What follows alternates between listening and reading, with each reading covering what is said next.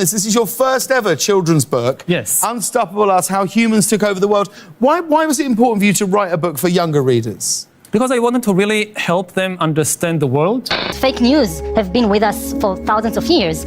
Just think of the Bible. All this story about Jesus rising from the dead and being the Son of God, this is fake news. And help them understand who they are.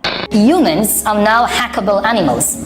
But this is the biggest question maybe in the life of every kid. Not the intelligent design of some God above the clouds, but our intelligent design. What am I? Humans are now hackable animals. The world is so complicated and sometimes frightening. You know, the whole idea that humans have this soul, this is my free will, that's over. Because I wanted to really help them understand the world. A new regime of surveillance. The next phase is the surveillance going under our skin. The most important development of the 21st century, this ability to hack human beings. Help them understand who they are. To go under the skin, collect biometric data, analyze it, and understand people better than they understand themselves. Hackable animals. Armor of Truth. Daniel chapter 7, verse 11 says, "Then I continued to watch as the little horn was speaking arrogant words." That is Yuval Noah Harari, New World prophet and advisor to the World Economic Forum. And he is working day and night to establish a new religion. And now he's written a book for preteens. And so far, from what we can tell from it, they're meant to train the children of the world in following after the beast. And he most certainly intends to persuade children away from God and into his collectivist utopian vision for humanity. So this book is deadly, and it's headed straight for your children. It's headed for public schools all over the world. Luke chapter 6 and verse 40. A pupil is not above his teacher, but everyone, after he has been fully trained, will be like his teacher. Whoever is educating our children is discipling our children, which means whoever educates the majority of children is discipling the majority of children. And if everyone will ultimately be like his teacher, if we continue to send our children to Caesar for their education, we need to stop being surprised when they come home as Romans. All this story about Jesus rising from the dead and being the Son of God, this is fake news. Hackable animals. Proverbs 1:7, the fear of the Lord is the beginning of knowledge. Fools despise wisdom and instruction. Romans 12:2, do not be conformed to this world, but be transformed by the renewing of your mind. Colossians 2:8, see to it that no one takes you captive through philosophy and empty deception, according to the tradition of men, according to the empty principles of the world, rather than according to Christ. Listen to this. 1 Timothy 6:20, O Timothy, guard what has been entrusted to you, avoiding worldly and empty chatter and the opposing arguments of what is falsely called knowledge. How can we look at these principles about the training of the mind and not apply them to the way that we educate our children? Harari is an Israeli historian, so it is anticipated that this book series will be supplementary history material in school systems around the world. To come soon as well is a digital workshop for elementary and middle schoolers with a step-by-step guide for teachers so they won't be able to deviate from it.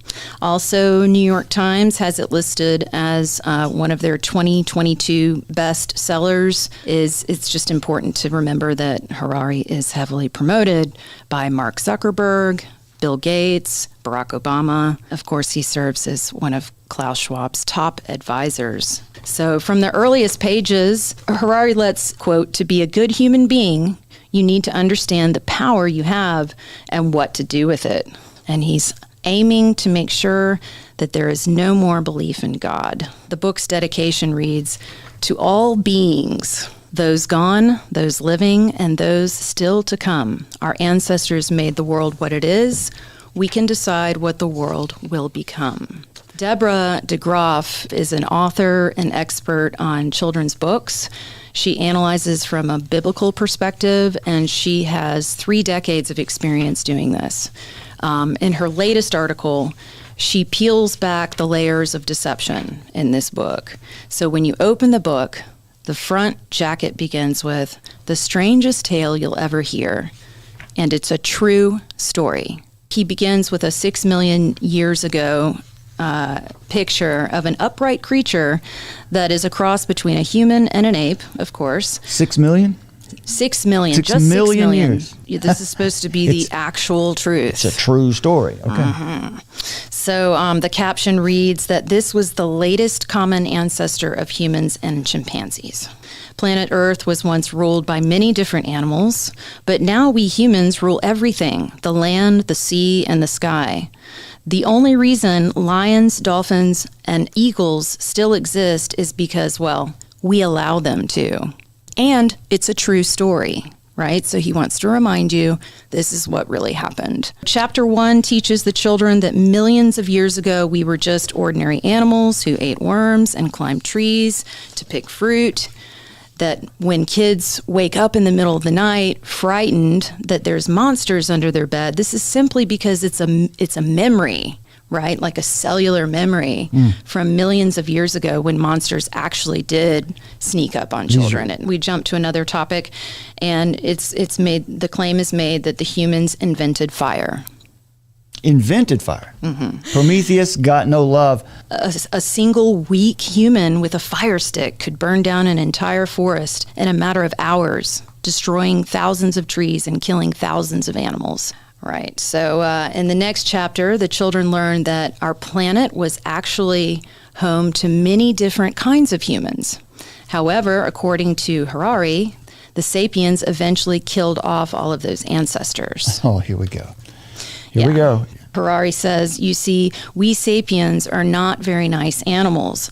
Often, he concludes, this is due to different skin colors, languages, or religions. A few years ago, scientists discovered that at least some of our sapient ancestors didn't kill or starve all the other human beings that they met. It seems Harari intends for these middle grade students to conclude that some people today are not 100% evil sapiens, since they have some Neanderthal DNA. So Harari then speculates as to what the world would be like today if our ancestors had been nicer.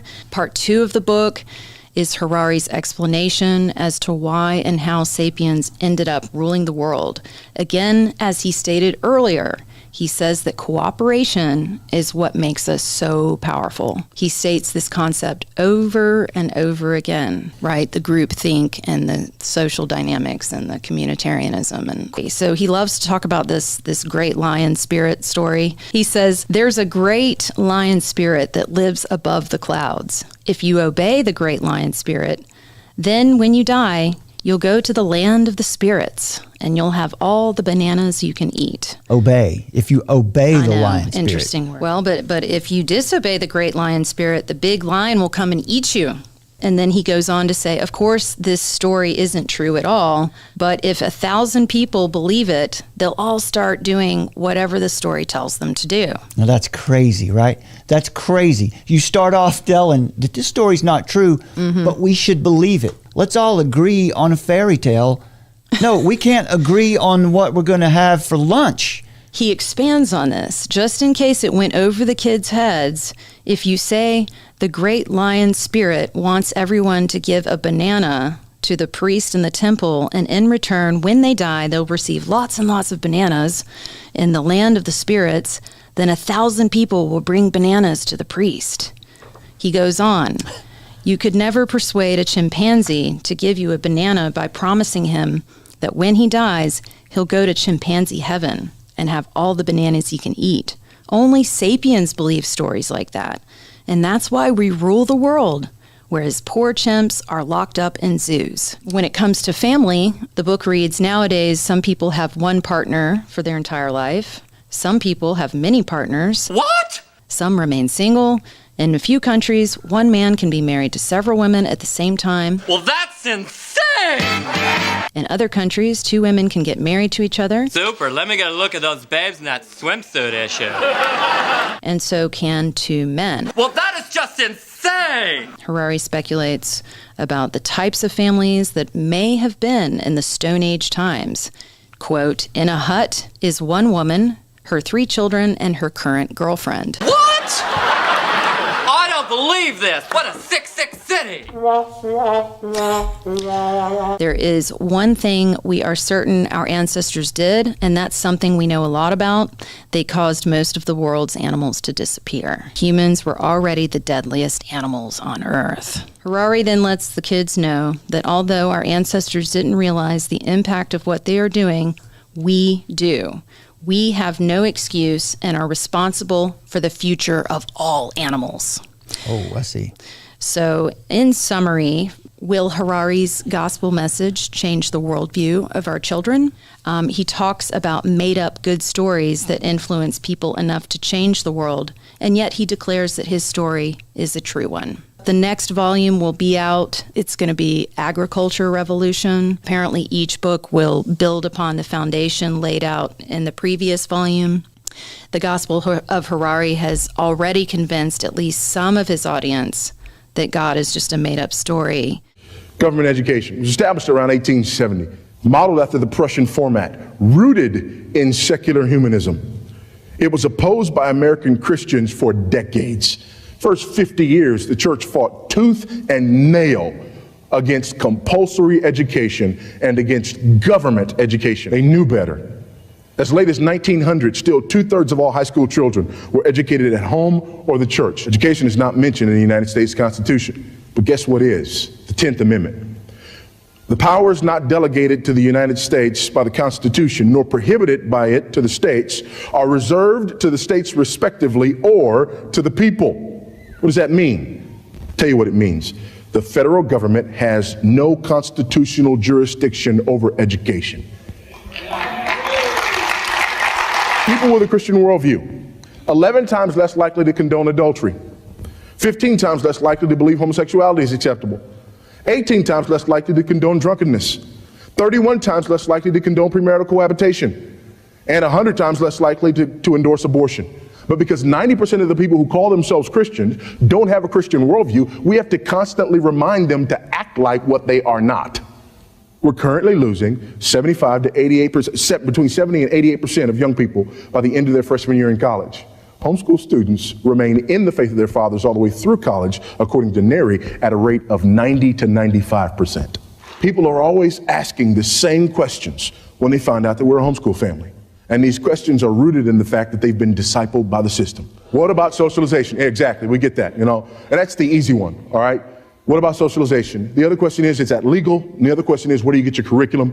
Who oversees your curriculum? Those are the three questions. Why does everyone ask the exact same three questions? Because everyone's been discipled by the same teacher. Is that legal? Where does that question come from?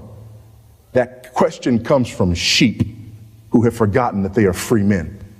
We ask that question because we believe that children are wards of the state. We ask that question because we've been discipled by the system that says it owns us. And the first question everybody asks, how can you educate your own children? Why? Why? Because the system wants you to be a slave. I'm a free man. My children are mine, not wards of the state. The government has no jurisdiction over my children. May God bless the church. May God keep and protect her with spirit-filled warriors.